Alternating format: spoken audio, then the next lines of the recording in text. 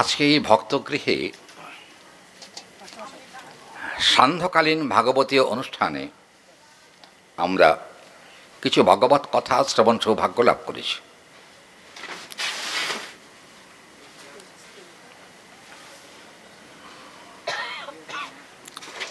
এখানে যারা বসে আছেন তারা সকলেই ভক্ত,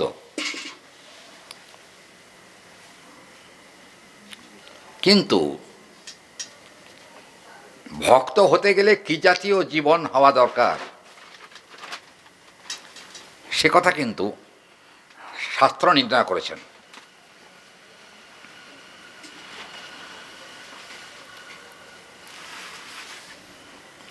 প্রথম কথা হলো, ভক্ত তো অনেক আছেন, অনেক দেবদেবীর ভক্ত আছেন। যেমন ধরুন কালী ভক্ত, শিব ভক্ত বা দুর্গা ভক্ত, অন্যান্য ভক্তরা আছেন। আমি কিন্তু তাদের কথা বলছি না। তিলকের উপর দিচ্ছে কেন? না, পাশে না। কি শিখেছ একদিন ধরে? যাই হোক, বিবিধ দেবতার ভক্ত আছেন, কিন্তু বিভিন্ন দেবতার ভক্ত থাকলেও তারা কিন্তু কৃষ্ণ ভক্তের পর্যায়ে পড়েন না। কৃষ্ণ ভক্ত যারা, তারা সব দেবদেবীর ভক্তের উপরে।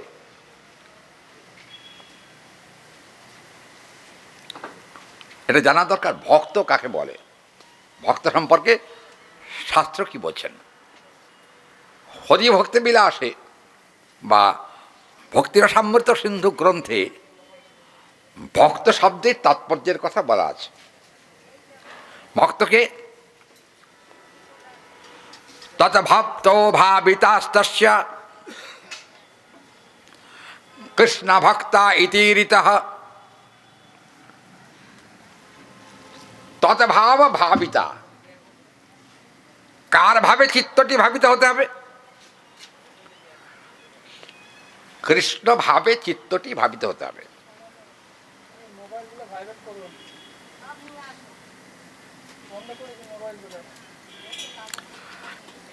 কৃষ্ণ ভাবে যদি চিত্তটি ভাবিত না হয় তাহলে তাকে ভক্ত বলা যাবে না।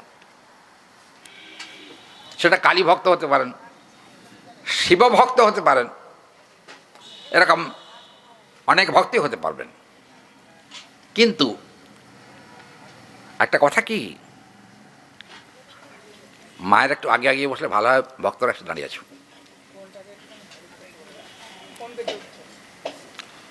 ফোন যারা আছে বন্ধ করুন, পাঠের পরে কথা বলবেন। হরি বল। ছাত্র বলছেন তদ্ভাব ভাবিতাস্তস্য। তদ্ভাবটা কি? কৃষ্ণ স্মৃতির জাগরণ। হৃদয়ে যাতে কৃষ্ণ স্মৃতির সম্যক জাগরণ হয়। যদি কারোর অন্তরে সম্যক রূপে কৃষ্ণ স্মৃতি জাগরিত হয়, জানতে হবে তিনি একনিষ্ঠ কৃষ্ণ ভক্ত। কিন্তু সব কৃষ্ণ ভক্তই কি সমান? কি হরি বল? সব ভক্তই কি সমান কৃষ্ণ ভক্ত? ভক্তের কতগুলো চিহ্ন থাকে। যেমন ধরুন গলায় মালা, তুলসীর মালা, কপালে ঊর্ধ্বপুণ্ড মানে তিলক ইত্যাদি থাকে। আর একটা কথা হলো, ভক্ত কখনো লুঙ্গি পরবেন না। আপনারা যদি রাগ করেন আমার উপর, কিছু বলার নেই।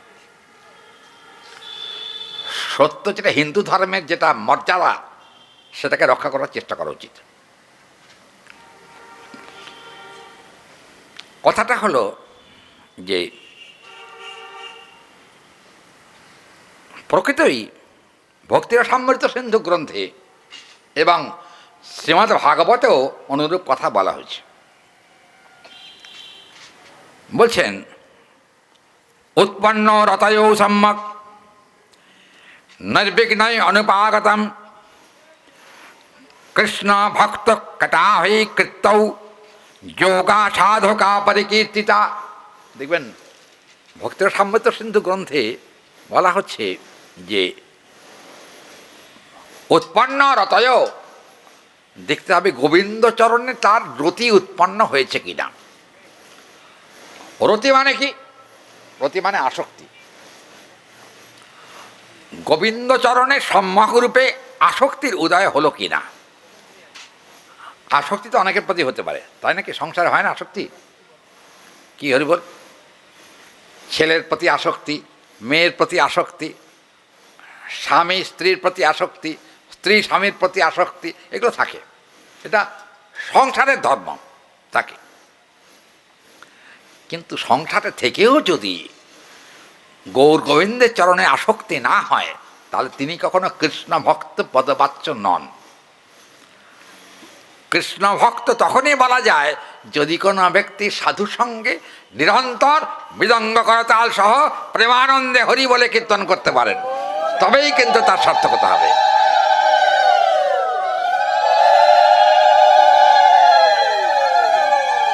দেখুন,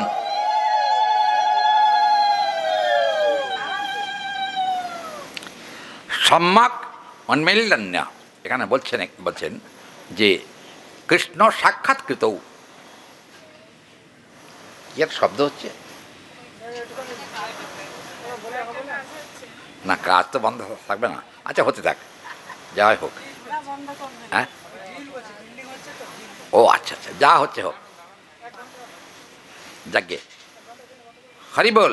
না না, কাজের লোক বন্ধ করে না কেন? ওই ক্যামেরা ওটা ধরে নিচ্ছে, এই সে কথাই বলছে।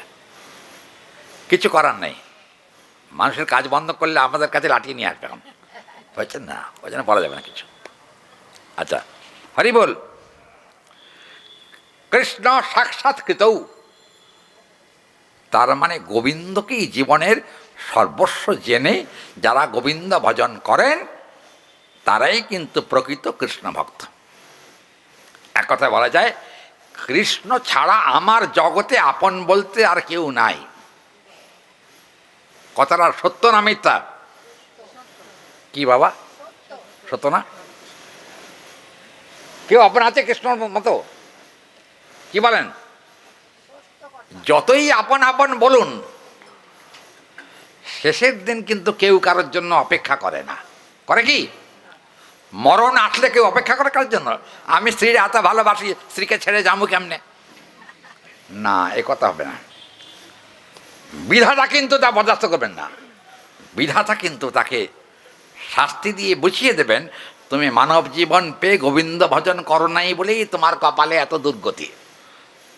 তুমি যদি গোবিন্দ ভজন ঠিক মতো করতে, মানুষ মরে গেলেও সেজন্য কোনো শোক হতো না। শোক, কারণ হরি ভক্ত জানেন আজকে দেহটা পেয়েছি, কালকে হয়তো নাও থাকতে পারে। সেজন্য সকলেরই স্মরণে থাকা দরকার, যাতে করে কৃষ্ণ পাদ পদ্মে এখানে বলছেন কৃষ্ণে সাক্ষাৎকৃত যজ্ঞা। যদি গোবিন্দকে সাক্ষাৎ আপনজন হিসাবে গ্রহণ করা না যায়, তাহলে বাবা তাকে কৃষ্ণ ভক্ত বলা যাবেন। দেখবেন ভাগবতে আছে সৎস্ত্রীয় সৎপতিং যথা। সতীসাধ্যী স্ত্রী যেমন তার পতিভক্তি থাকে, স্বামী ভক্তি থাকে, সতীসাধ্যী স্ত্রী যেমন তার স্বামীর কাছেই সর্বস্ব অর্পণ করে দেয়, কৃষ্ণ ভক্ত তেমনি যদি একবার সৌভাগ্যক্রমে গুরু বৈষ্ণবের কৃপা হয়, তাহলে কিন্তু তাদের যথাসর্বস্ব মানে দেহ মন প্রাণ সর্বস্ব গোবিন্দ চরণে অর্পণ করে দেয়। দেখবেন আমার বলিতে কিছু নাই হরি, আমি কি করিতে পারি দান। প্রভু আমি কি করিতে পারি দান। আমার বলিতে কিছু নাই হরি, আমি কি করিতে পারি দান। দেহটা কি আমার? কি বাবা মায়েরা, দেহটা আমার না? মোটেই নয়। কারণ দেহটা বিধাতা কর্মফলে আমাকে পাঠিয়েছেন এই দেহটা দিয়ে।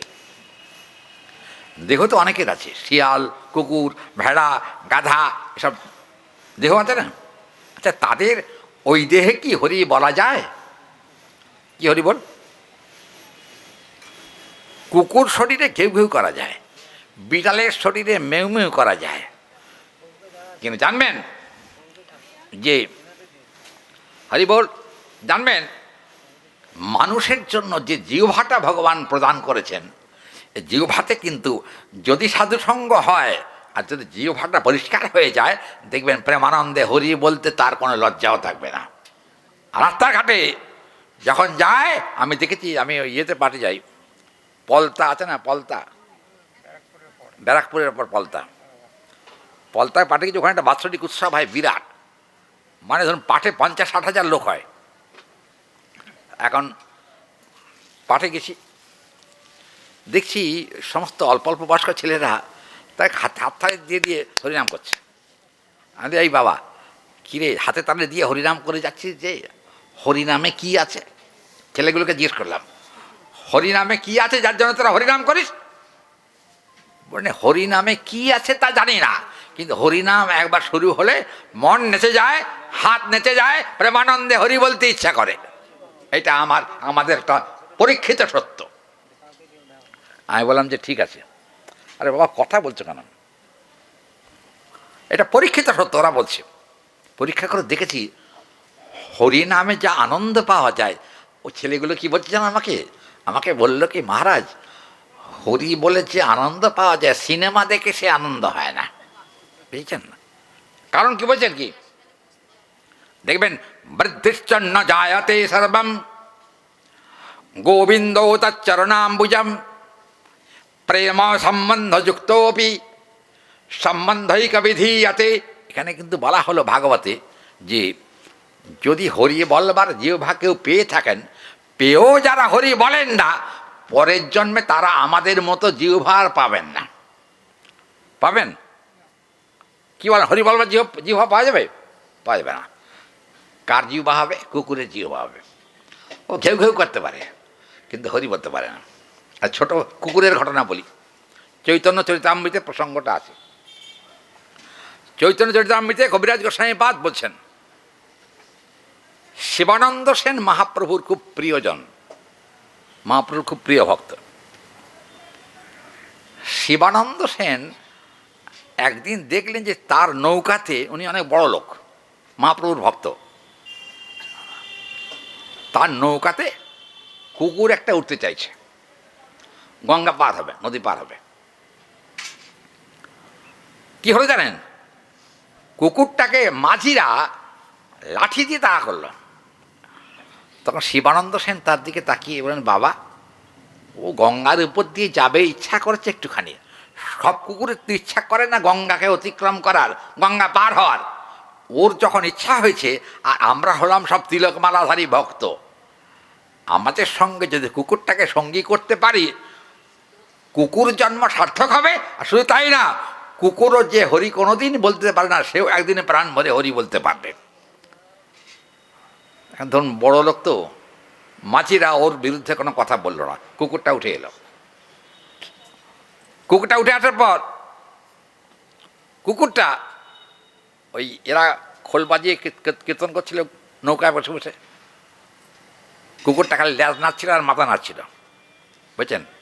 মাথা নাড়তে নাড়তে হঠাৎ দেখা গেল যে কিছুক্ষণ পর কুকুরটা মানে হরিতে বলতে পারছে না, কিন্তু মুখ দিয়ে একটা, এরা হরি বলছে আর মুখ দিয়ে একটা বিকট শব্দ করছে। শিবানন্দ সেন কি করলেন জানেন? শিবানন্দ সেন কুকুরটাকে বাঁ হাত দিয়ে ধরে টেনে কোলের কাছে বসিয়ে দিলেন। বসিয়ে বলেন, বাবা কোথায় থাকো আর কোথায় যাবে? কুকুরটা শিবানন্দ সেনের মুখের কাছে মুখ দিয়ে বলল, মানে কোথাও যাব না। বলে কেন? ভক্ত সঙ্গ পেয়েছি, এই সঙ্গ ছাড়া আর কোথাও যাব না। কি হলো জানেন? কুকুরটার সঙ্গে প্রথম পরিচয় হয়েছে শিবানন্দ সেনের। শিবানন্দ সেন কিন্তু মহাপ্রভুর দর্শনে যাচ্ছিলেন। তখন ওই নৌকার থেকে যখন নেমেছেন, নৌকায় অনেক ভিড় ছিল। কখন যে হারিয়ে গেছে কুকুরটা, শিবানন্দ সেন আর খুঁজে পাননি। মনে খুব দুঃখ হলো, হায় রে, একটা ভক্ত কুকুর পেলাম, এও দেখতে পাচ্ছি হারা হয়ে পড়লাম, চলে গেল, কখন কোথা দিয়ে চলে গেছে আমি টের পাইনি। কি করা যায়? আনন্দ ভরে দেখি শিবানন্দ সেন গেছেন মহাপ্রভুর দর্শনে, মনে একটু দুঃখ আছে। আর দুপুরবেলা ওই কুকুরের শোকে শিবানন্দ সেন প্রসাদ পাননি, প্রসাদ গ্রহণ করেননি। কেন? কুকুরটাকে যদি পাই মহাপ্রভুর কাছে ওকে নিয়ে যাব, দেখি কুকুর জন্ম পেয়ে যদি গৌরহরির দর্শন লাভ করে তাহলে কুকুরের কি দশা হয়, আমার একটু দেখবার ইচ্ছা। কিন্তু খুঁজে খুঁজে কুকুরটাকে পেলেন না, না পাওয়ার ফলে কি হলো, শিবানন্দ সেন মন মরা হয়ে দুঃখিত অন্তঃকরণে তিনি মহাপ্রভুর কাছে গেছেন। অদ্ভুত ব্যাপার, শিবানন্দ সেন গিয়ে দেখছেন কুকুরটা মহাপ্রভুর পাশে বসে আছে। মহাপ্রভুর পাশে বসে থাকা দেখে আর মহাপ্রভু কী করছেন, কুকুরটাকে জগন্নাথের প্রসাদী নারকেল ছোটো ছোটো কুচো করা, জগন্নাথের ভোগ লাগে, প্রসাদী নারকেল, এই কুত্তা খা, এই বল হরি কৃষ্ণ গোবিন্দ, যত গোবিন্দ বলবি তত নারকেল দেব। আচ্ছা, ভালো কথা। কুকুরটা ওই মহাপ্রভু যে নারকেলের কুচোগুলো দিচ্ছেন, ওই নারকেলের কুচোগুলো একবারে আনন্দ ভরে খাচ্ছে। শিবানন্দ সেন দূর থেকে তাকিয়ে দেখল, সর্বনাশ, আমার এখনো পর্যন্ত ভাগ্যে হলো না মহাপ্রভুর হাতে প্রসাদ পাওয়া, আমি পারিনি এতদিন, কিন্তু আজকে দেখতে পাচ্ছি সামান্য কুকুর জনিতে জন্মগ্রহণ করে ও দেখতে পাচ্ছি ব্রহ্মানন্দে মহাপ্রভুর হাতের প্রসাদ পাচ্ছে। এর থেকে ভাগ্য আর কি আছে? কি হরি বল, এর থেকে ভাগ্য আছে? আনন্দে প্রসাদ খাচ্ছে। শিবানন্দ সেন কুকুরটা মহাপ্রভুর হাত থেকে প্রসাদ খাওয়া দেখে আনন্দিত অন্তঃকরণে গৌরহরির দিকে তাকিয়ে বললেন, প্রভু এটাকে কোথায় পেলে? বলেছে, দুদিন হলো কুকুরটা আমাদের কাছে এসেছে, দেখলাম তাকে, কুকুরটা একনিষ্ঠ জগন্নাথের ভক্ত, তাই আমি হাতে তালি দিয়ে ওকে হরিনাম শেখাচ্ছি।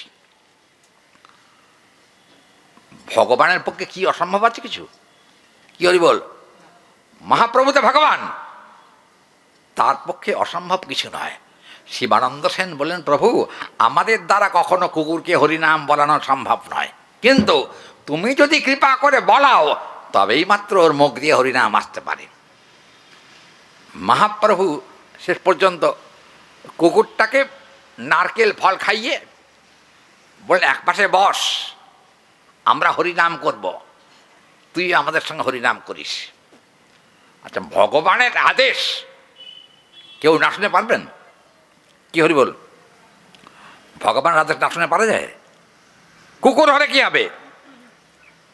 সেও তো ঈশ্বরের সৃষ্ট একটা জীব, অতএব তাকে হরিনাম করতে বলেন। মহাপ্রভু রামানন্দ রায়, স্বরূপ দামোদর এদেরকে বললেন, তোমরা এক কাজ করো, মৃদঙ্গ করো, তাল নিয়ে এসো, কুকুরটাকে আজকে হরিনাম করাবো।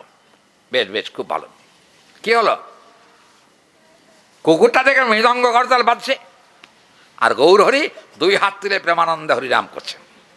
হরিনাম করা দেখে কুকুরটা থাকতে না পেরে সে কি করলো জানেন? আনন্দিত চিত্তে প্রেমানন্দে বিভোর হয়ে কুকুর দুই পায়ে দাঁড়িয়ে আর দুই পায়ে একটা দুটো পা তুলে দিয়ে সে তখন হরি বল হরি বল হরি বল বলতে আরম্ভ করেছে। কি হলো তাতে? দেখুন, এখানে একটা কথা বলতেই হয়, মহাপ্রভুর আদেশে, মহাপ্রভুর কৃপাতেই কিন্তু কুকুর হরিনাম করল। শিবানন্দ সেন চমৎকৃত হয়ে গেছেন, কুকুরেও তাহলে হরি বলে, যদি গৌরের কৃপা কারোর প্রতি হয়। মহাপ্রভু যদি কৃপা করেন, কি না হতে পারে, অসম্ভব সম্ভব হতে পারে। কি হলো তাতে? দেখা গেল যে উৎপন্ন রতয় সম্যক বিদ্যতে মনুপাগতা, ভাগবতে বা হরিভক্তি বিলাসে বলা হয়েছে, রতি উৎপন্ন হয়েছে, ভগবানের চরণে কিছু আসক্তির জন্ম হয়েছে, কিন্তু আসক্তি হলেই যে সবাই কৃষ্ণনাম বলতে পারে তা কিন্তু পারে না।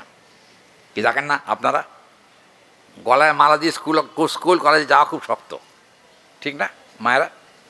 স্কুল কলেজে যাওয়া যায় গলায় মালা দিয়ে তিলক করে? আপনারা কেউ গেছেন? আপনারা কেউ গেছেন তিলক করে মালা পরে স্কুলে গেছেন? এখানে কেউ আছেন? হাত তুলুন তো। কি রে, একটাও তো হাত তুলো না। হ্যাঁ, যায় নাই, কিন্তু গেলে তাদের কল্যাণ হতো, আর যারা দেখতো তাদেরও কল্যাণ হতো। দেখবেন তিলক না থাকে যদি বিপ্রের কপালে, সে কপাল শ্মশান সদৃশ বেঁধে বলে। তিলক যদি কপালে না থাকে, সে কপাল নাম হলো শ্মশান কপাল। শ্মশানে কি হয়? হরি বল, শ্মশানে কি হয়? মরা পড়ে না? হ্যাঁ, দুদিন পরে এই দেহটা কিন্তু পুড়ে শেষ হয়ে যাবে। এই দেহের এক পয়সা মূল্য থাকবে না, কিন্তু মূল্য হয় কখন? যদি এই দেহ দিয়ে প্রাণ ভরে হরি বলা যায়, তবেই হয় মূল্য, নাহলে কিন্তু এর কোনো মূল্য নাই।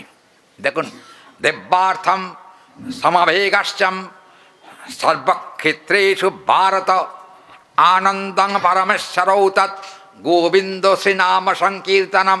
এখানে বলছেন সব নামে কিন্তু মুক্তি হয় না, সব নামে মুক্তি হয় না। হরি বল। আচ্ছা, মরে গেলে কি নাম করে?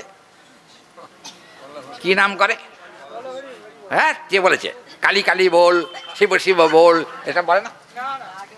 বলে না? এ আবার কোথায় গেল? কালী কালী বল, শিব শিব বল বলেন। আপনার বলেন কি মরে গেলে? তাহলে মা শীতলা বল, কথা কয় না। শোনেন, আবার ওই আমি তারাপীঠে গেছিলাম। তারাপীঠ, আমি নিত্যানন্দ প্রভুর আবির্ভাব স্থান আছে তারাপীঠ থেকে 12 কিলোমিটার দূরে। তো এখন আমি গেছি নিত্যানন্দ জন্মস্থানে যাব, হঠাৎ ভক্তরা বললে কি, বাবা একটু মা তারাকে দেখে যাই। কোনোদিন তারাপীঠে যাই নাই, নিত্যানন্দ আবির্ভাব স্থানে প্রায়ই যাই, কিন্তু ওইখানে আর নামি না। কেন? তারার কাছে নেমে সময় নষ্ট করার থেকে জয় নিতাই বলে নিতাইয়ের চরণে যাওয়া ভালো। এখন আমি কিছুতে ভক্তরা শুনে একবার দেখে যাই মা তারাকে, যা দেখে আয়। আমি গাড়িতে বসে থাকলাম, আমাকে বললো কি জানেন ভক্তরা, আচ্ছা আপনি এত গোঁড়া কেন? গোঁড়া বোঝেন? কথা কয় না, গোঁড়া বোঝেন? এত গোঁড়া কেন? আরে বাবা, যেই কালী সেই কৃষ্ণ। আমি তোমার মাথায় একটা দেব কি, যেই কালী সেই কৃষ্ণ। কালী আর কৃষ্ণ কিন্তু কখনো এক নয়, কারণ কৃষ্ণ হচ্ছেন স্বয়ং ভগবান, আর কালী হচ্ছেন একজন দেবী। দেবী আর স্বয়ং ভগবান দুটো কখনো এক হতে পারে না। আমি ওই চিল দেবার কথা বলেছি তো, কারণ আবার গোঁসা হয়েছে। গোঁসা বুঝেন? আচ্ছা শুনুন, গোঁসা মানে এই গোঁসাটা মায়েদের বেশি হয়, বুঝেছেন? 4-5 জন মায়েরা ছিল আমার সঙ্গে, তাদেরকে এরম করে আছে, আর আমার সঙ্গে কথা কয় না। কি ব্যাপার, মাথা নিচু করে আছে, কথা কইছে না কেন? আপনি কি কইলেন? এখানে তারা মা আছে, তারা মা কি কম নাকি? আমি তোমার মাথা তোমার মুন্ডু, কি জানো? কি একদিন পাঠ শুনেছ? পাঠ শুনে তোমার কি লাভ হয়েছে? শোনো, এখানে যাকে তারা মা রূপে দেখছো, তারাও কিন্তু গোবিন্দ চরণে শরণাগত হয়, বুঝেছ? শুধু তারা নয়, শিব হিসাবে আমরা যাকে পূজা করি, ভাগবতে তার কথা বলা হয়েছে, বৈষ্ণবানাং যথাসম্ভব। শিব হচ্ছেন সব থেকে বড় একজন বৈষ্ণব, তিনি কিন্তু ঈশ্বর নন। ঈশ্বর একজন, একমেবা দ্বিতীয়ম, একজনই ঈশ্বর। কে সে? কৃষ্ণস্তু ভগবান স্বয়ং, একমাত্র কৃষ্ণই স্বয়ং ভগবান। আর যত দেবদেবী দেখছেন, এরা কেউ কিন্তু ভগবান পদবাচ্য নয়। এখন হলো কি, ওই যে তারাপীঠে আমি ওদের পাল্লায় পড়ে গেলাম মা তারার কাছে, গিয়ে বরং দূর থেকে বললাম, মা আমাকে হরিভক্তি দাও, তোমার কাছে একটু চাই না। আচ্ছা মা গো, এটা বন্ধ করে রাখলে কী হয়? 1-1.5 ঘন্টার ব্যাপার। আচ্ছা হরি বল। আর ভাইদের ওরা বুঝবে না, অত বাংলা করে বলো। আচ্ছা, আমি মা তারাকে দূর থেকে দেখে একটা প্রণাম করলাম, কেন বৈষ্ণবী সেই হিসেবে প্রণাম সে করেছে প্রণাম। আমাকে বলল কি যে, ওই পূজারী যারা আছে না, ওরা আমাকে বলল কি, মহারাজ ভোগ লেগে গেছে মায়ের, দুপুরে প্রসাদ পেয়ে যাবেন। মানে কি ভোগ হয়? বলে আজকে ভোগ হচ্ছে ইলিশ মাছের ঝোল, আর হলো এই কি কয়, পুঁটি মাছের, না পুঁটি মাছের চাটনি। আচ্ছা, তো আমি বললাম যে বাবা একটা কথা বলি তোমাকে। বলে কি? আমার জন্মের থেকে আমি কোনোদিন মাছ খাওয়া তো দূরের কথা, স্পর্শ করি নাই জন্মের থেকে। আমাকে বলেন যে আপনি মায়ের পেটে হয়েছেন না অন্য কারোর পেটে?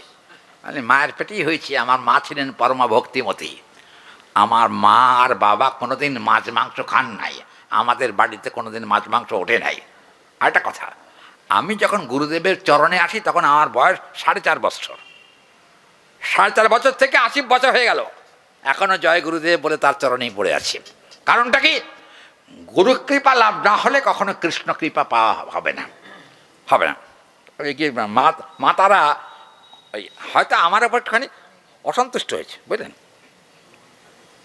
অসন্তুষ্ট হয়েছে বললাম কি করে? আমি যখন ওইখান থেকে গাড়িতে উঠতে যাব তখন আমি একটা হোঁচট খেলাম। হোঁচট খেয়ে দেখলাম এই আমার বুড়ো আঙুলের মাথাটা একটা কি কয় দু রক্ত, ওই নখটা উল্টে গেছে, বুঝছেন? কি মা রাগ হয়ে গেছে, কচু পড়া হয়েছে, মা রাগ হয়েছে? মোটেই রাগ হয়নি। মা কখনো রাগ হতে পারেন না, কারণ কৃষ্ণ ভক্তির উপরে মা সর্বদাই প্রসন্ন। তা আমি বললাম যে এই পায়ের নখটা উঠে গেল, মা আমার পর রেগে গেল নাকি? আচ্ছা, তা আমাকে বললো মাকে গিয়ে একবার গিয়ে ক্ষমা চেয়ে আসেন, যাতে আপনি ওসে কী বলছিলেন ওখানে দাঁড়িয়ে। ও রেগে গেছে মা শুনে। মোটেই মা রাগেনি। মা যদি রেগেও যায়, নিতাই চাঁদ এসে তার রাগ ভাঙিয়ে দেবেন। কেন? নিতাইয়ের চরণ সত্য, তাহার সে বক নিত্য, নিতাই পদ সদা কর আস, নিতাই পদ সদা কর আস। কি হরি বল? কোন চরণের আশা করবেন? আপনাকে জয় তারা বললে ভেতরে রজগুণ তৈরি হবে, তমগুণ তৈরি হবে। কিন্তু জয় নিতাই বললে সদ্গুণ তো আসবেই, গুণাতীত হয়ে চোখের জলে প্রেমানন্দে হাগৌর হানিতাই বলতে পারবেন, কোনো অসুবিধা হবে না। দেখবেন, ওই জন্য প্রেমা প্রেক্ষতি বয়ম, শাস্ত্র বললেন প্রেমা প্রেক্ষতি বয়ম। তার মানে আমাদের উদ্দেশ্য কিন্তু মা তারা নয়, কালীও নয়, শিবও নন। তবুও শিবকে স্বীকার করা যায়, কারণ ভাগবতে শিবের কথা আছে। বৈষ্ণব হিসাবে তাকে সম্মান করা যায়।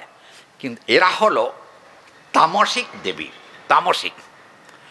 দেখবেন সত্যগুণ সম্পন্ন ব্যক্তি যারা, তারা কিন্তু কখনো দেবীর উপাসনা করেন না। সত্যগুণ যাদের আছে এবং গুণাতীত যারা, তারাও কিন্তু গোবিন্দ ছাড়া অন্য কোনো নাম কীর্তন করেন না। এখন হলো কি, আমার পাটা নখটা উঠে গেছে, তো নখড়ে যাওয়ার পরে আমাদের এক ভক্ত ছিল আমার কাছাকাছি, সে এসে তাড়াতাড়ি কী একটা ওষুধ দিয়ে পাটা বেঁধে দিল। আচ্ছা, কী করা যায়? তা পা বেঁধে দেওয়ার পরে দেখলাম গৌরের দয়াতে, নিতাই চাঁদের দয়ায় দেখলাম রক্ত বন্ধ হয়ে গেল। নখ উঠে গেছে কিন্তু রক্ত তেমন পড়ে নাই। গেলাম নিতাই চাঁদের কাছে, নিত্যানন্দ প্রভুকে দর্শন পেলাম, আনন্দে বুকখানা ভরে গেলাম। মায়ের কাছে গিয়ে উসপিস লাগছে, দূর বেটা, এখানে কি মুখ ভরা রক্ত, মা তারার মুখ ভরা রক্ত না? হ্যাঁ, তার মানে বুঝেছেন, মা কিন্তু ইচ্ছায় অনিচ্ছায় রক্তও পান করেন না। বৈষ্ণবী তারা মা বৈষ্ণবী নন, এটা ভুল করবেন না। তবু তার থেকে কালী কিন্তু ভালো। কালীর কটা হাত? 4 হাতে কি আছে? এই 4 হাতে কি আছে? হ্যাঁ, হ্যাঁ, মুন্ডমালা আছে কালীর হাতে। বাঁহাতে একটা মুন্ডু আছে, বাঁহাতে মুন্ডু একটা আছে, এ কথা সত্য। কিন্তু একটা কথা, গলায় কি আছে? কি ফুলের মালা? মুন্ডমালা। আচ্ছা হরি বল, গলায় মুন্ডমালা আছে। আপনারা জানেন কি, কালীর 4টে হাত, এক হাতে খড়গ, এক হাতে মুন্ডমালা, আর এক হাতে কিন্তু বরাভয় হস্ত, এর হাত এরকম করে আছে আশীর্বাদ করার জন্যে। আর এক হাতে কি আছে? হাতে এরকম করা আছে। কেন এরকম করে হাত পাচ্ছেন? কেন দেবীর হাত পাতেন কেন?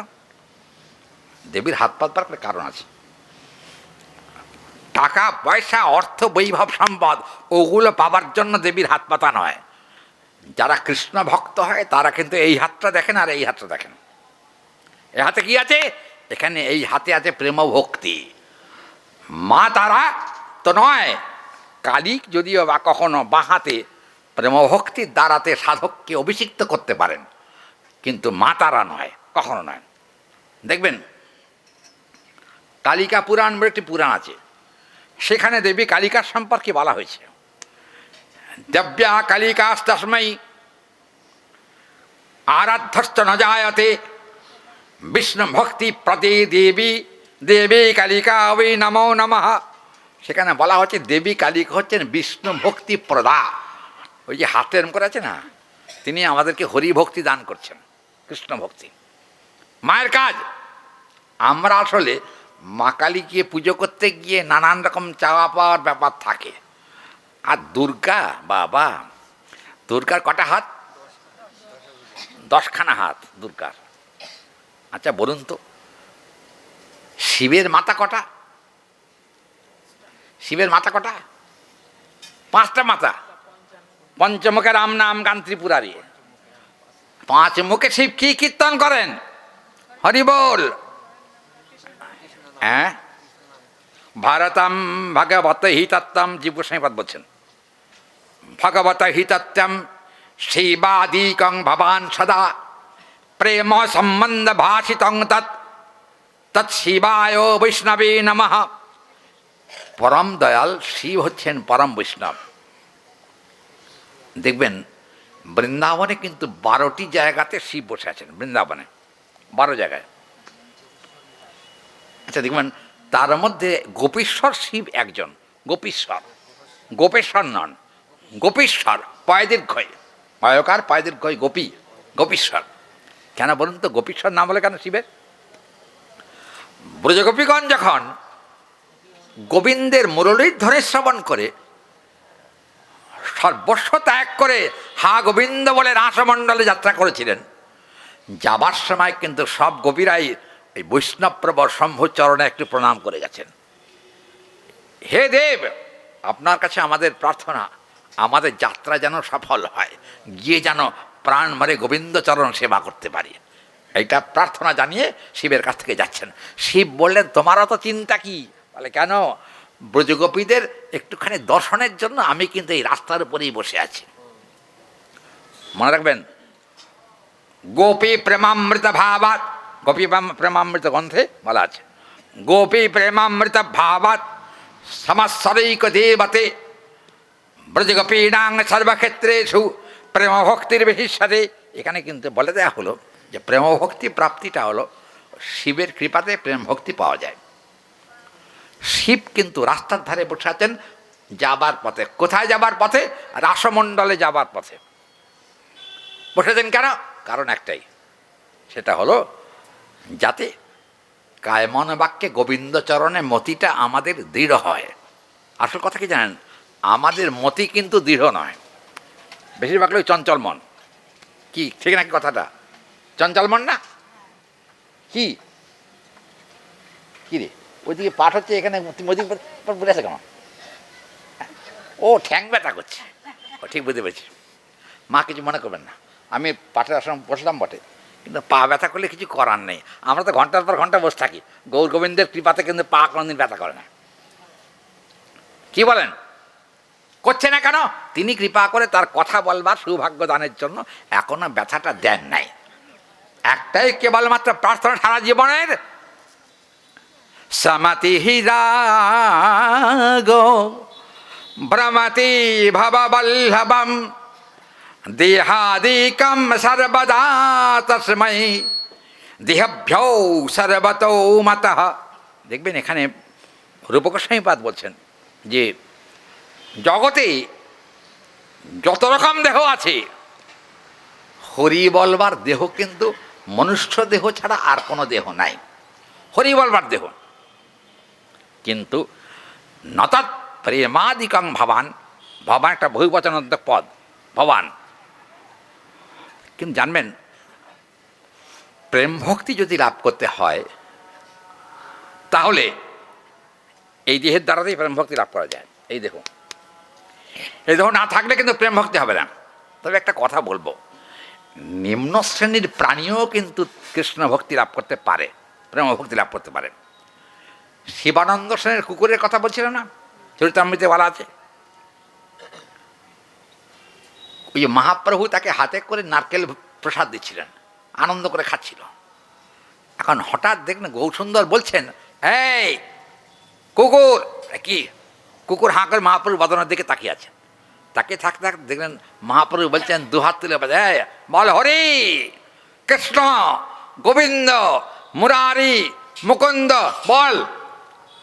কুকুরটা তখন আনন্দ ভরে দুটো পা তুলে দিয়ে প্রেমানন্দে হরি হরি বল, হরি হরি বল, হরি হরি বল বলছেন।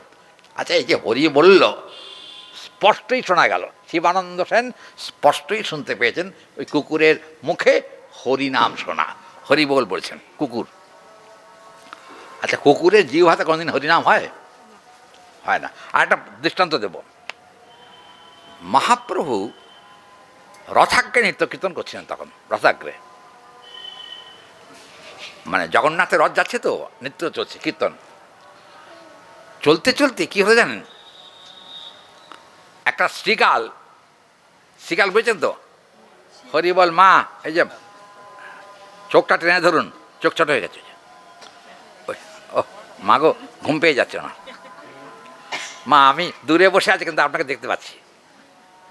আচ্ছা হরি বল, কী হলো জানেন, আসল কথা বিভিন্ন জায়গায় পাঠে গিয়ে আমাদের একটা অভিজ্ঞতা হয়েছে তো, একটু দেখতে পাই একটু আধটু, আপনাদের মতো চোখ নয় কিন্তু এখনো পর্যন্ত চোখ ঠিকঠাকই আছে গৌরের দয়াতে। শুনুন, একটি শ্রীকাল, সে মহাপ্রভুর নর্তন কীর্তন দর্শন করবার জন্য পিপাসু হয়েছে। শিয়ালটা মহাপ্রভু নর্তন কীর্তন করছেন, রথযাত্রায় লক্ষ লক্ষ লোক। শিয়ালটা মনে মনে ভাবছে আমি কি করে এই লোকগুলোকে অতিক্রম করে গৌরহরির পাদপথে যাব, চিন্তা করছে। চিন্তা করতে করতে হঠাৎ কী হলো জানেন, হঠাৎ দেখলেন যেখানে মৃদঙ্গ করতাল বাজছিল, অসংখ্য করতাল, অসংখ্য মৃদঙ্গ, অসংখ্য গৌর ভক্ত সব এক জায়গায় হয়ে প্রেমানন্দ জগন্নাথকে কীর্তন শোনাচ্ছেন, খুব আনন্দ। শিয়ালটা তখন এর পায়ের তলায়, তার পায়ের তলা দিয়ে, ওর পায়ের তলা দিয়ে এরকম করে ঘুরে ঘুরে ঘুরে ঘুরে গৌরহরি যেখানে কীর্তন করছিলেন সেই গৌরহরির কীর্তনের কাছে গিয়ে হাজির হয়েছে। শিয়াল একটা হাজির হয়েছেন। হাজির হওয়াতে মহাপ্রভু কিন্তু তা দেখেন নাই, দেখলেন কে, গদাধর পণ্ডিত। গদাধর পণ্ডিত শিয়ালটাকে বললেন, এ আপদ কোত্থেকে এসছে রে, হ্যাঁ এ আপদটা কোত্থেকে গেল হরিনামের মধ্যে, এই তারা শিক্ষিতা ওকে তারা। মহাপ্রভু একবার পণ্ডিতের মুখের দিকে তাকিয়ে বলেন, চুপ। কেন? বৃহৎ সংকীর্তনের মধ্যে শিয়ালটা যে সে ঢুকতে পেরেছে এটাই তার স্বীকৃতি। স্বীকৃতি না থাকলে কখনো কৃষ্ণ নামে যোগ দেওয়া যায় না। পূর্বজন্মার্জিত তাও কি সব স্বীকৃতির দ্বারা হবে না। ভোগোন্মুখী স্বীকৃতি, মোক্ষ উন্মুখী স্বীকৃতি আর ভক্তি উন্মুখী স্বীকৃতি। কৃষ্ণ নামে রুচি হয় তখন যখন ভক্তি উন্মুখী স্বীকৃতির জন্ম হয়। সেই সময় কি হলো, একেবারে আনন্দে শিয়ালটা এরকম করে হেলতে দুলছে কিন্তু কিছু বলছে না। মহাপ্রভু, এই শ্রীকাল এখানে কি করতে এসছিস? জানেন সেখানে কিন্তু তাবড় তাবড় গৌর ভক্ত সব উপস্থিত। মহাপ্রভু শিয়ালটার দিকে তাকিয়ে বেড়ায়, কি করতে এসছিস এখানে? শিয়ালটা মহাপ্রভুর বদন কমলের দিকে তাকিয়ে আছে। তাকাতে তাকাতে হঠাৎ সব ভক্তরা দেখলো শিয়ালের দুই চোখ বেয়ে ঝরঝর করে জল পড়ছে। শিয়ালটার দিকে তাকিয়ে বললেন, কি গো শিয়াল বাবা, তুমি গৌর বদন দর্শন করে কাঁদছো কেন, কি হয়েছে তোমার? শিয়াল তখন এদিক ওদিকে তাকাচ্ছেন আর গৌর বদনের দিকে তাকাচ্ছেন আর কেউ কেউ করে শব্দ করছেন। আচ্ছা শিয়াল কি বলে ডাকে? হ্যাঁ, হুকা হওয়া তো, কিন্তু সংকীর্তনে এসে সে একবারও হুকা হওয়া করেনি। সংকীর্তনে এসে একবারও হুক্কা হওয়া করে নাই। কি করতে জানেন, যখন কীর্তন হচ্ছিল প্রেমানন্দে ভক্তগণ বৈষ্ণবগণ মহাপ্রভু স্বয়ং নৃত্য করছেন, নৃত্যে তালে তালে ছন্দে ছন্দে একটুখানি ইচ্ছা আছে শিয়াল তার গৌরহরির সামনে গিয়ে একবার গৌর বদনটা পূর্বমাত্রা দেখবেন, কিন্তু ঢোকার তো জায়গা পাচ্ছেন না, কি করবেন? হঠাৎ মহাপ্রভু নৃত্য করতে করতে দক্ষিণ চরণটা এরকম করে তুলেছেন আনন্দে। শিয়াল এত চালাক, কি করে জানেন? ওই দক্ষিণ চরণটাকে তোলাতে ওই ফাঁক দিয়ে শিয়াল সুরসুর করে ভেতরে গেছে। গৌরহরির বদন কমলের দিকে তাকিয়ে অপলক নেত্রে গৌরহরির বদন কমল সুধা পান করছেন, আর সেও তখন গৌরহরির সঙ্গে কণ্ঠে কণ্ঠে মিলিয়ে হরে কৃষ্ণ মহামন্ত্র কীর্তন করতে আরম্ভ করেছে। শিয়ালের মুখে কৃষ্ণ নাম কোথায় আছে? কোথায় আছে কথাটা? এই কথাটা রয়েছে শ্রীমদ্ ভাগবত দশম স্কন্ধের রাসপঞ্চাধ্যায়ের জীব গোস্বামী পাদের টিকাতে আছে এই কথাটা, মূল শ্লোকে নাই। আমি তখন গ্রন্থ দেখতে দেখতে দেখলাম যে বারবার শিয়ালও হরি নাম করে গৌরহরির বদনের দিকে তাকিয়ে, আর কৃষ্ণ বলে শিয়ালের চোখেও জল আসে। কিন্তু কপাল পোড়া আমাদের, আমরাও কিন্তু প্রাণ ভরে একবার কৃষ্ণ বলে দুই চোখের জলে ভাসতে পারি না। এটা মানব জীবন পেয়েও সেটা সম্ভব হয়নি, আর শিয়াল জীবনে এসে গৌর কৃপা পেয়ে তার জীবনটা ধন্যাতিধন্য হয়ে গেল। দেখুন এখানে কিন্তু আমরা দেখতে পাচ্ছি যে ভক্তিরসামৃত সিন্ধু গ্রন্থে ভক্তিরসামৃত সিন্ধু গ্রন্থে যে বলছেন যে যারা এখনো পর্যন্ত উৎপন্ন রতয়, রতি এখনো সম্যক রূপে উৎপন্ন হয় নাই। রতি মানে প্রীতি, প্রীতি মানে আসক্তি। গোবিন্দচরণে যার আসক্তিটা এখনো পর্যন্ত তৈরি হয়নি। আসক্তি বোঝেন তো? এই যে হরি বল, মায়েরা বুঝেন আসক্তি কাকে বলে? আসক্তি কি কথা কয় না? আসক্তি কাকে বলে? কি বাবা, আসক্তি কাকে বলে?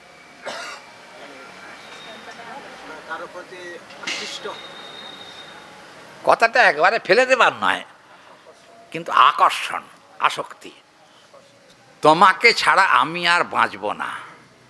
উৎপন্ন রতয় সম্যক, এখানে বলছেন উৎপন্ন রতি যেখানে উৎপন্ন হয় নাই এখনো সম্যক রূপে, তাকে কিন্তু সাধক ভক্ত বলেছেন ভক্তিরসামৃত সিন্ধু গ্রন্থে।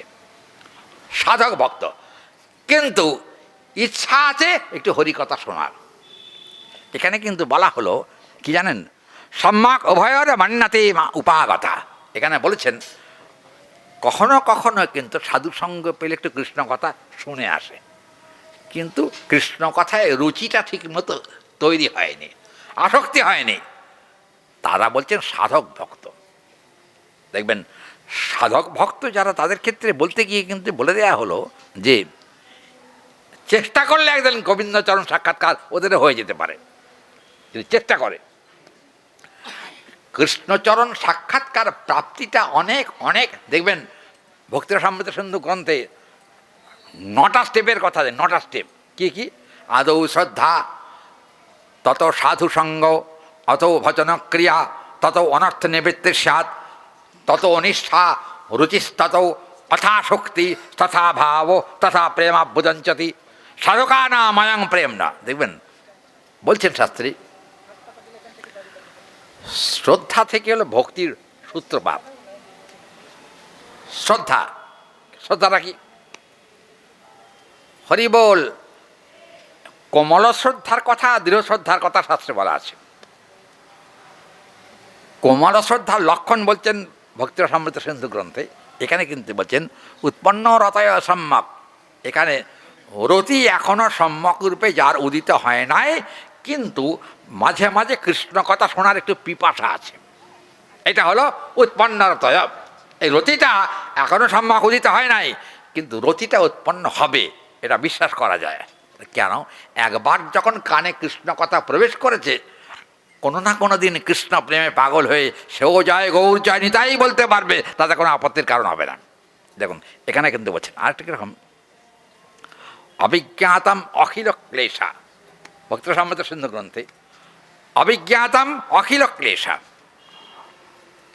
অভিজ্ঞাত, দেখবেন চৈতন্য চরিতামৃতে আছে অভিজ্ঞাত তত্ত্ব দুই। দুটো অভিজ্ঞাত তত্ত্ব আছে, কি জানেন? এক হলো কৃষ্ণ তত্ত্ব, আর দুই হলো গৌর তত্ত্ব। বোঝা খুব শক্ত, কারণ কৃষ্ণকে চট করে দেখলে কিন্তু সাধারণ লোকেরা দেখতে সুন্দর বলে ভালোবাসতে ইচ্ছা করবেন। গৌর দর্শনেও তাই। কিন্তু হলে কি হবে? বলছেন অবিজ্ঞাত তত্ত্বম, এটা কিন্তু সম্যকরূপে তার তত্ত্বকে অনুভব করতে পারেন নাই, অবিজ্ঞাত তত্ত্ব। এখানে কিন্তু বলা হলো যে ভক্ত সমৃদ্ধ সিন্ধু গ্রন্থে বলে দেয়া হলো কীরকম জানেন? সদা কৃষ্ণাশ্রিত ক্রিয়া, তার মানে কৃষ্ণের আশ্রিত হয়ে নিরন্তর তার সেবায় মগ্ন থাকবেন। সেবা সেবা, গোবিন্দ সেবা না করলে হাতের সার্থকতা নাই, গোবিন্দ চিন্তা না করলে মনের সার্থকতা নাই, আর গোবিন্দ বলে কাঁদতে না পারলে চোখেরও কোনো সার্থকতা নাই, আর গোবিন্দ বলে হেঁটে তীর্থ পরিক্রমা করতে না পারলেও তার মানব জীবনে কখনো সার্থক হবে না। কথা কিন্তু শাস্ত্রে বলা হলো। দেখুন, কৃষ্ণাশ্রিত ক্রিয়া, ভক্ত সমৃদ্ধ সিন্ধু গ্রন্থ বলছেন কৃষ্ণাশ্রিত হয়ে ক্রিয়া মানে সেবা, নিরন্তর জীবনটাকে কৃষ্ণ সেবায় নিয়োজিত করো, এটা হলো মূল কথাটা। দেখবেন এখানে কিন্তু কৃষ্ণ ক্রিয়াশীল বলতে কি বোঝা যায়? কৃষ্ণ ক্রিয়াশীল শব্দটার অর্থ কী হবে? মানে শব্দটার অর্থ হবে প্রেম সুখাধন পরায়ণা।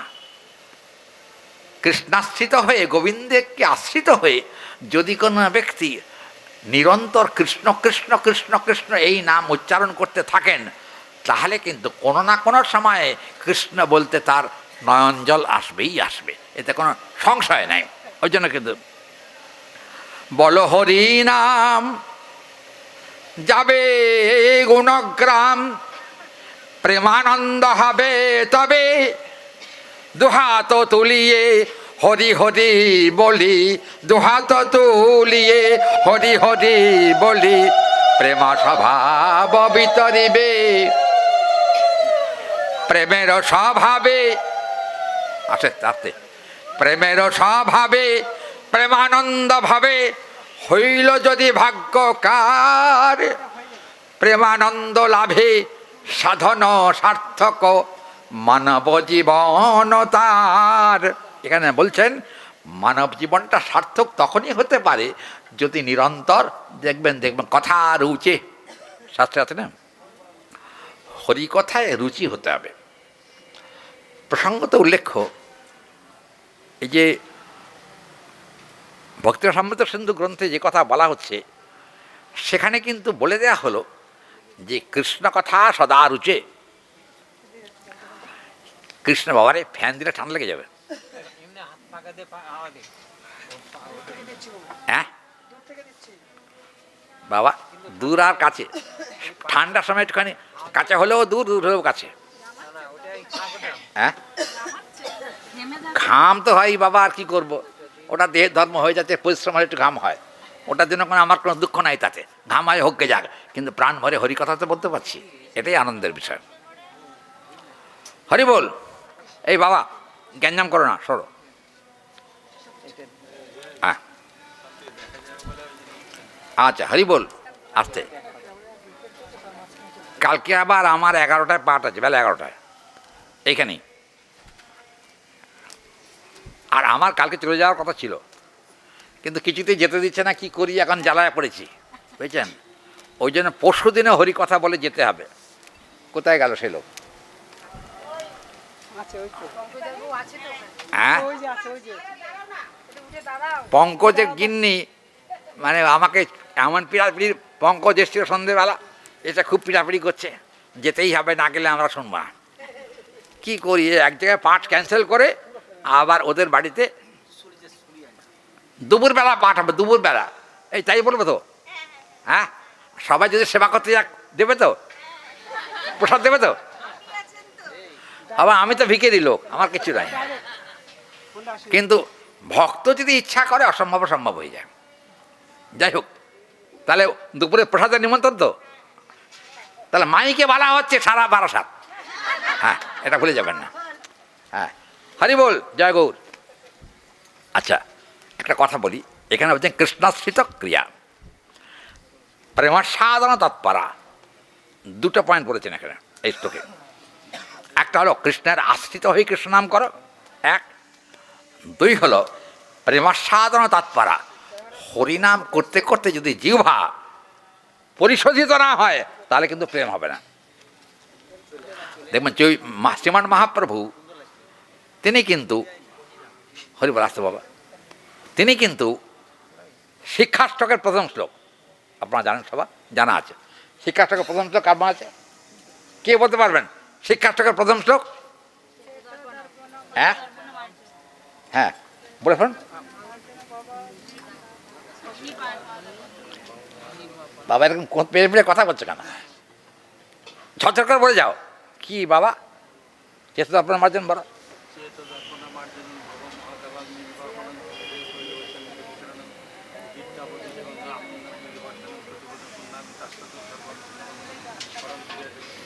পরং বিজয়তে শ্রীকৃষ্ণ সংকীর্তনম, বিশেষ রূপে জয়যুক্ত হবে হরিনাম সংকীর্তন। এটা মহাপ্রভুর নিজের শ্রীমুখের উক্তি। হরিনাম করলে কি হয়? এক নম্বর কাজ হলো চেত দর্পণ মার্জনম। একটুখানি সংস্কৃতটা বলছেন, এরকম করে বললে হবে কেন? জড়িয়ে মড়িয়ে বলছেন, একটু একটু খুলে খেলে বললে তবে তো শ্রবণটাও সৌন্দর্যমণ্ডিত হয়, তাই নাকি? আচ্ছা, আপনারা আমার উপর রাগ করবেন না। আসল কথা কি, ছোটোবেলা থেকে সংস্কৃত বলে বলে একটা এমন অভ্যেস হয়ে গেছে যে এখন আর ওই সংস্কৃতে কথা বললেও যেন আনন্দ হয়, এল কথা। যাই হোক, সেটা মহাপ্রভু বলছেন শিক্ষাষ্টকের প্রথম শ্লোকে, চেত দর্পণ মার্জনম। হরিনাম করলে কি হয়? অনেকে বলেন না, হ্যাঁ হরি হরি করে কি হবে? কি দরকার? টাকা হবে না পয়সা হবে না বৃত্ত হবে না মর্যাদা হবে না বাড়ি হবে না গাড়ি হবে? কি হবে হরিনাম করলে? আমরা বলি হরিনাম করলে ওসব তো হবেই, তার সঙ্গে সঙ্গে কৃষ্ণচরণ প্রাপ্তিও হবে। হরিনামের প্রভাবে দুটোই হবে। কি বলেন? চৈতন্য চরিতামৃতে এক ভক্তের কথা আছে। চৈতন্য ভাগবতে বলা হচ্ছে পুণ্ডরিক বিদ্যানিধির কথা। পুণ্ডরিক বিদ্যানিধি, পুণ্ডরিক বিদ্যানিধি কিন্তু বিরাট ধনী ছিলেন, টাকার গদিতে শুয়ে থাকতেন।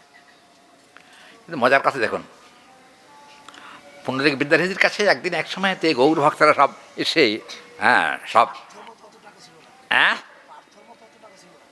ও বাবা, এই আবার কি কয়? পার্থর মতো অত টাকা ছিল না। বা পার্থের কথা কই না, আমি কইতে আছি যে ওই এরা তো ভোগবাদ বহির্মুখ, এদের থাকতে পারে নিজের ভোগের জন্য টাকা, আর হরি ভক্তের টাকা যদি থাকে সেটা গুরু বৈষ্ণব ভগবানের সেবায় লাগায়। এইটা হল তফাৎ। যে অ্যারেস্ট হয়ে আছে তার টাকা ছিল অনেক, একথা সত্যি, কিন্তু শুধু নিজে ভোগ করবার জন্য টাকা রেখেছিল। একটা কথা বলবো, নিজের কপালেও জুটল না ভোগ করা, হলো কি না? নিজের কপালেও হয়নি। কিন্তু কৃষ্ণ ভক্তের কপাল এত স্বচ্ছ, এত পবিত্র যে কৃষ্ণ ভক্তির যদি পুণ্ডরিক বিদ্যানিধির টাকা, ও চিন্তার বাইরে। দেখুন আমাদের রূপ গোস্বামীপাদ পুণ্ডরিক বিদ্যানিধির সম্পর্কে বলেছেন, তিনি বলছেন বাটং বাটং ভবসম সত্রম জগস্তমেব কৃষ্ণ ভক্তি সূত্রম সাধকম তৎ পরমেব নিত্যম প্রেমাসাধন তৎপরং তৎ সেবা হি মানম। দেখবেন ওনার এক লক্ষ্য ছিল পুণ্ডরিক বিদ্যানিধির, তার কিন্তু সেবা বৃত্তি ছিল। সেবা বৃত্তি কেন বলুন তো? গৌর ভক্ত বলেই ওই বৃত্তিটার জন্ম হয়েছিল। গৌর ভক্ত না হলে কখনো সেবা বৃত্তির জন্ম হয় না, বুঝেছেন? আমার অপরাধ নেবেন না, কালী ভক্তের কিন্তু সেবা বৃত্তি হয় না, দুর্গা ভক্তেরও হয় না, শিব ভক্তের কারোর কারোর সেবা প্রবৃত্তি দেখা যায়। তবে কৃষ্ণ মানে শিবকে যদি ঈশ্বর মনে না করে যদি কৃষ্ণ ভক্ত হিসাবে তাকে সম্মান করে, তবেই কিন্তু তার টাকা গুরু বৈষ্ণব ভগবানের সেবায় লাগতে পারে, না লাগবে না। লাগবে কি করে?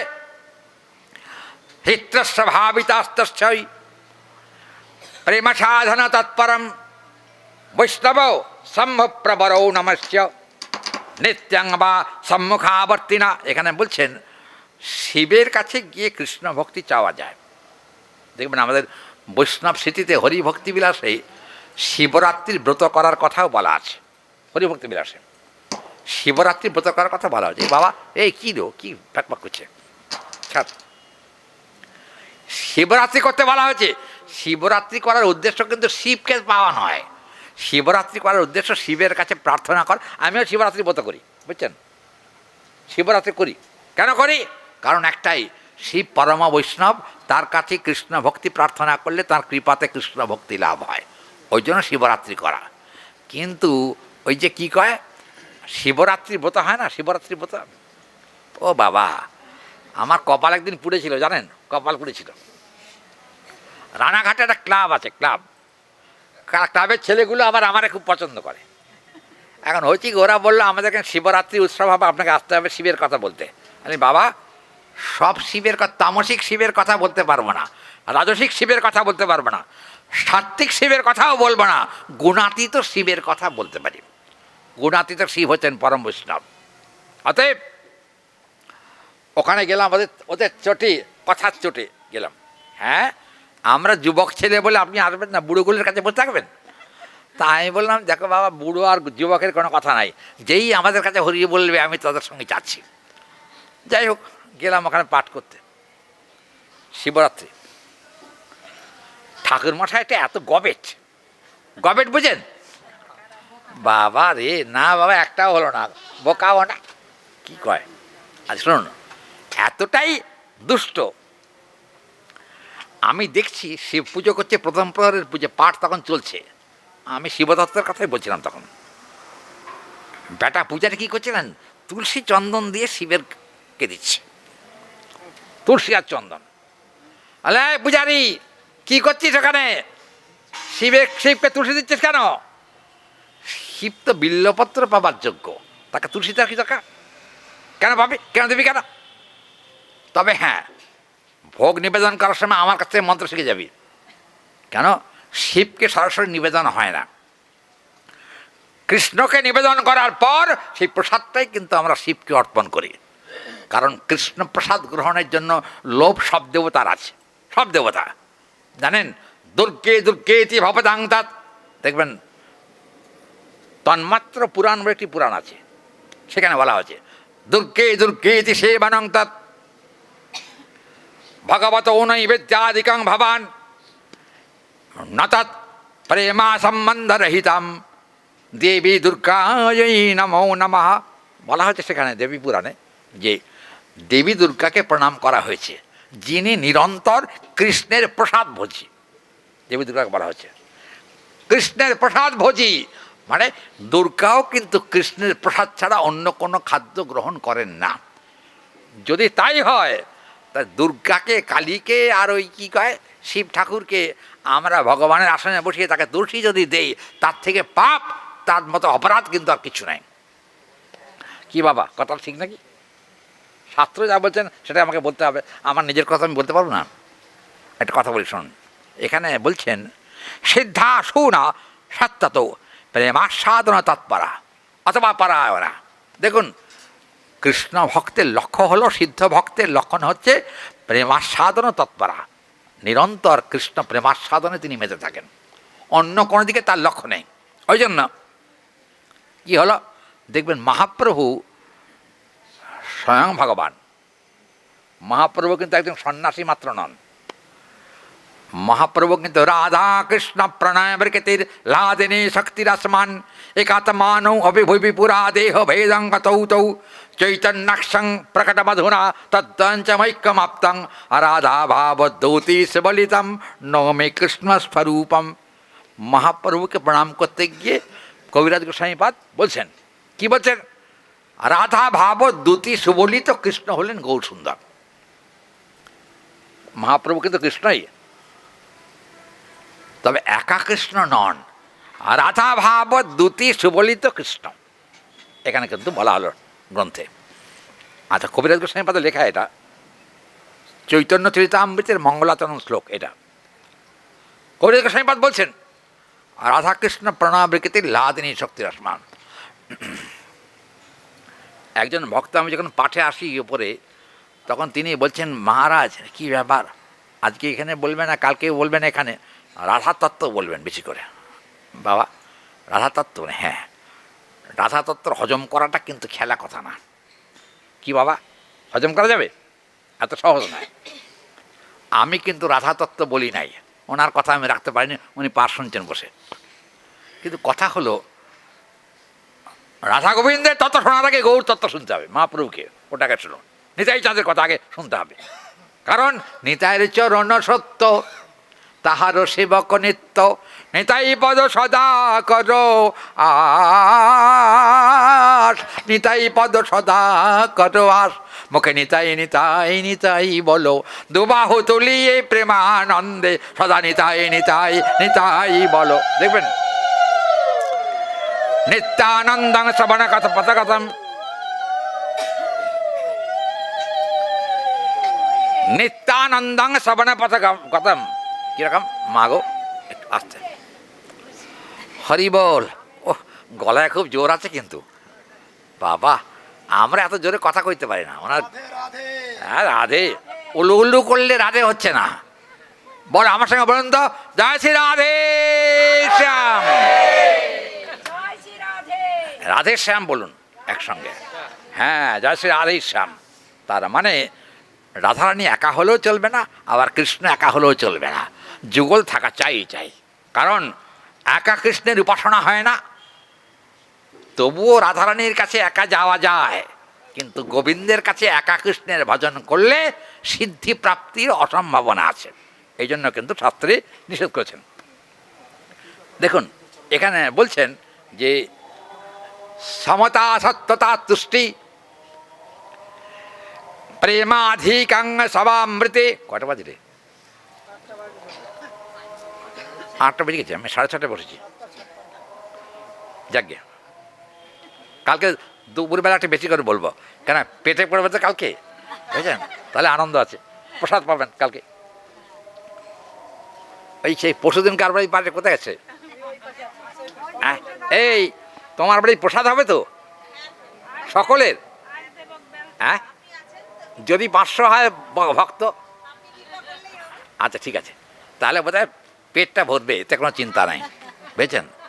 শুনুন, আকণ্ঠ পুরিয়া করে প্রসাদ সেবন, উচ্চৈস্বরে কর হরিনাম সংকীর্তন, এই হলো বৈষ্ণবের ধর্ম। প্রসাদও ভাবো আর প্রেমানন্দ হরিও বলবো, তাতে কোনো অসুবিধা নেই। তাহলে দুদিনের প্রসাদের নিমন্ত্রণ, তাই তো? কালকে আমি কিন্তু একদিনের পাঠ ক্যান্সেল করে ওদের বাড়ি যাচ্ছি, বুঝছেন? কারণ ওদের বাড়িতে এর আগে 2বার কথা দিয়ে আসতে পারিনি, এটা আমারও কপাল মন্দ, ওদের বাড়িতে আসা হয়নি। এখন ওরা সেই না আমার কাছে অভিযোগ করছে যে আপনি 2বার কথা দিয়ে আমাদের কাছে এলেন না একবার, কী করবো এখন? কী করি বলুন তো? এখানে হ্যাঁ বললে সেখানে আবার না বলতে হয়, এই আর এক জ্বালা, বুঝছেন না? হরি বল। যে কথা বলছিলাম, পাঠ ছাড়বো একটু আগে। আগামী কাল কটায় পাঠ হবে? 11টা, মানে আজকের মতো কিন্তু নয়, আপনারা অনেক দেরি করে এসছেন। আমি খুব মনে মনে কষ্ট পেয়েছি এই জন্য। কীর্তন তো ধরুন 2 ঘন্টা ধরে এরা কীর্তন করলো, কিন্তু আপনাদের চরণ দর্শন পাওয়া গেল না, এটা খুব দুঃখের বিষয়। আর 2 থেকে 7টা মল্লিকই 7টা বলে বসে থাকবে? সময় হলে যার যার সময় তখন তাকে যেতে হবে, 7টা 8টা বলে কোনো কথা নেই। যাই হোক, আগামীকাল কিন্তু 11টা তো 11টাই, শুধু আসবেন প্রসাদের সময় সেবা করে হরিবল বলে হাঁটা দেবেন বাড়িতে, তা করলে হবে না। প্রসাদও পাবেন, আবার হরিকথাও শুনবেন। কালকে আমরা রাধারানীর কথা বলবো, কিছু বলবো, কারণ ভক্তদের মনে ইচ্ছা হচ্ছে একটু রাধারানীর কথা শুনবে। তো আমার মতো মূর্খ আর কী বলবে? আমি বাবা অত বুঝতে পারি না, তবে যতটা গৌরহরি গুরুদেব আমাকে যা বলাবেন আমি সেটাই বলবো, এটা আমার ইচ্ছা রইল। কিন্তু এখানে ভাগবতের 9ম স্কন্ধে বলা আছে, সর্বভূতেষু যঃ পশ্যেদ ভগবত ভাবমাত্মনঃ। দেখুন, উত্তম অধিকারী ভক্তের লক্ষণ বলা হচ্ছে ভাগবতে। সর্বভূতেষু যঃ পশ্যেদ, হরি বল। যিনি সর্বভূতে সর্বদা কৃষ্ণ দর্শন করেন, উত্তম অধিকারী ভক্ত। ভগবত ভাবম আত্মন, বিষয়ে বাসনাকে সম্যকরূপে দূরে পরিহার করে কৃষ্ণ ভাবনায় যদি চিত্তটি সম্যকরূপে ভাবিত হয়, তাকে উত্তম ভাগবত বলা হচ্ছে, উত্তম ভাগবত। আর কি? ভূতানি ভগবত্যাত্মন, সবাই উত্তম ভাগবত। এখানে বলছেন উত্তম ভাগবত সেই শিয়াল, কুকুর, ভেড়া, গাধা, যাকেই দেখুন, মনুষ্য, সকলের মধ্যেই কিন্তু এক কৃষ্ণই আছেন। কৃষ্ণ ছাড়া এদের কখনো চলবার ক্ষমতা হতো না, আমাদেরও তা হতো না কখনো কৃষ্ণ ছাড়া। কৃষ্ণ শক্তি যদি না থাকতো তাহলে আমরা এত বকবক করে কথাও বলতে পারতাম না, হাত পাও নাড়তে পারতাম না, মজিয়ে সংসার করাও হতো না। কি হতো? কোথায় যেতেন? হরি বল। শ্বাস যেদিন বন্ধ হয়ে যাবে কোথায় যাবেন বাবা? কোথায় যাবেন শ্বাস বন্ধ হয়ে গেলে? হ্যাঁ, নিমতলা এখান থেকে কত দূর? তাই নাকি? আমি জীবনে কোনো নিমতলা যাইনি, বুঝলে। আমার একবার যাওয়ার ইচ্ছা আছে, নিমতলা দেখতে যাব। হ্যাঁ, অনেক শ্মশানে গেছি কিন্তু নিমতলায় যাইনি এখনো। ওটা যদি বলছে, হ্যাঁ বাবা, ওখানে গেলে ফেরত আসে না, কিন্তু পরজন্মে কৃষ্ণ ভক্তি হওয়ার সম্ভাবনা থাকে, যদি কৃষ্ণ বলতে বলতে প্রাণটা তার যায়। এই হলো কথা। কথা শুন, সর্বভূতেষু যঃ পশ্যেৎ। দৃষ্টান্তকে, দৃষ্টান্ত হচ্ছে রাধা রসসুধানিধি গ্রন্থে প্রবধানন্দ সরস্বতীপাদ তিনি কিন্তু বলছেন উত্তম ভাগবতের লক্ষণ, রাধা সর্বত্রমেব তৎ প্রেমস্যাদন তৎপর দর্শয়ন্তি নিরন্তরম তৎ কৃষ্ণ দর্শনমেব চ। আর কি? মুরলী বদনং শ্যামম দর্শয়ন্ত পুনঃ পুনঃ সাক্ষাৎ এব সর্বত্রম কৃষ্ণ ভাবম প্রমুচ্যতে। এখানে কিন্তু বলা হলো রাধারসসুধানিধি গ্রন্থে রাধারানীর দৃষ্টিতে কিন্তু গোবিন্দ সর্বদা ধরা পড়ে রয়েছেন, ধরা পড়ে গেছেন। ওই চোখ ছাড়া গোবিন্দেরও আর যাবার কোনো জায়গা নাই। রাধারানীকে ছেড়ে কোনো জায়গায় যেতে পারেন কৃষ্ণ? ক্ষমতা আছে? কি বলেন? কৃষ্ণ তো সর্বেশ্বর, সর্বশক্তিমান, সর্বশক্তির উৎস, কিন্তু রাধারানীকে ছেড়ে যাওয়ার যে শক্তিটা দরকার সে শক্তিটা কিন্তু কৃষ্ণের নাই, কখনো পারেন না। আর একটা কথা, আর রাধিকা ত্যাগ এই শব্দটা কিন্তু সম্পূর্ণ শাস্ত্রবিরোধী। কারণ একটা কথা কি জানেন, কৃষ্ণ যখন বৃন্দাবন ছেড়ে মথুরায় গিয়েছিলেন এটা লীলা মাত্র। আসলে বৃন্দাবনং পরিত্যজ্যং পাদমেকং ন গচ্ছামি। কৃষ্ণ কখনো বৃন্দাবন পরিত্যাগ করে কোথাও যান না, এ শাস্ত্রীয় কথা বলছেন, আমার নিজের কথা নয়। হলো কি জানেন, কালকে মাধুর্য রসের কথা বলবো, কালকে এইসব প্রসঙ্গ আবার অটোমেটিক্যালি এসে যাবে। পাদমেকং একং পাদং ন গচ্ছামি, তার মানে আমি কিন্তু বৃন্দাবন ছেড়ে এক পা অন্য কোথাও যাই না। কোথায় যায়? যাও কোথায়?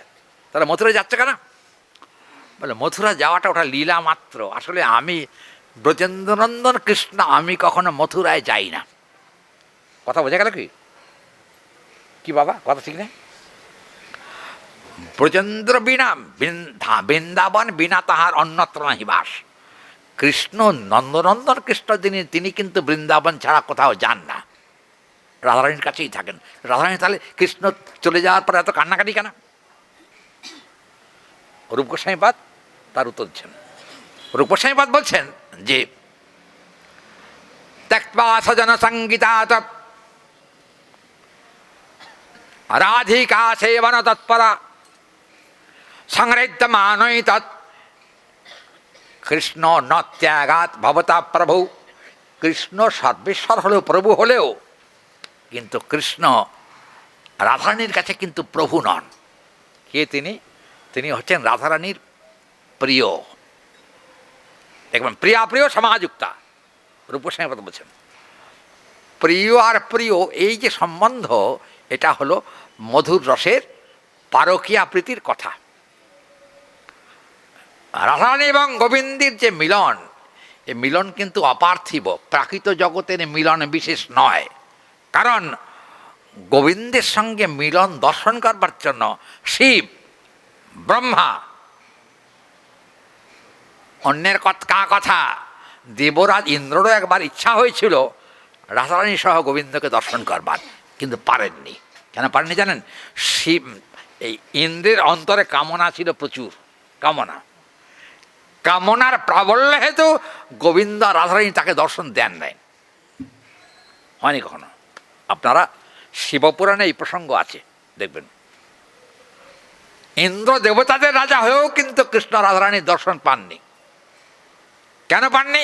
একটাই কারণ, সেখানে কামনা বাসনাযুক্ত হৃদয়ে কখনো রাধা গোবিন্দের যুগল চরণ দর্শন হয় না।